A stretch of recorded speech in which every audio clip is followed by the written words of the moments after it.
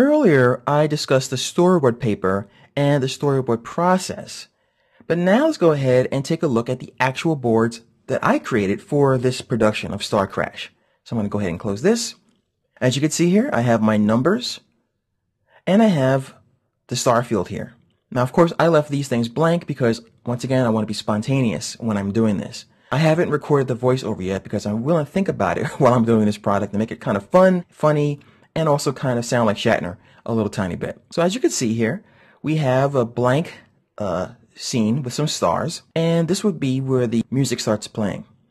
And then we have the ship that shows up, and we start talking about space, the final frontier, and these are the voyages of the blah, blah, blah, whatever this saucer is going to be called. And the saucer is flying around in the vastness of space. Now, if you look at the original Star Trek intro, which you can find on YouTube, you'll find that I'm trying to mimic exactly the feel of that show. And I even try to use the same exact angles and everything. And there's one shot where the planet is way in the distance. And then we have the ship actually pass by that planet. Now, what I'm going to do over here in the next part, as you see on the next page rather, is I have the logo, just like the Star Trek logo shows up. And it says Star Crash. Then we have that part where the ship goes flying by. And then we have the actor's name. In this case, it's starring William Awesome. Now, if any of you guys know me from my other tutorials, you know I love Star Trek. I mention it quite often.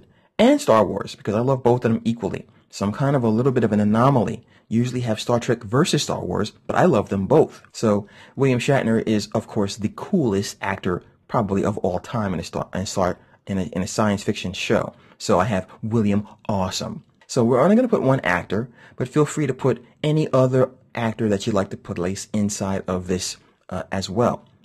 The goal of course, this production is to get you started, and you can add to that on your own. You can do whatever you like and make this as long or as short as you like. But by the time you're done, you'll have a feeling for how storyboards work and how they translate to the actual production inside of After Effects. Now, to take this even further, if you have an editing application like Premiere or Final Cut Pro, you can then take all of these snippets and continue to refine them and trim them inside of there and add all your music and that kind of thing. Because in reality, I wouldn't add my audio inside of After Effects. But for the purposes of this tutorial, that's where we'll be doing all of our work. So once again, this is a look at the actual storyboards. You'll find this inside your work files folder as well.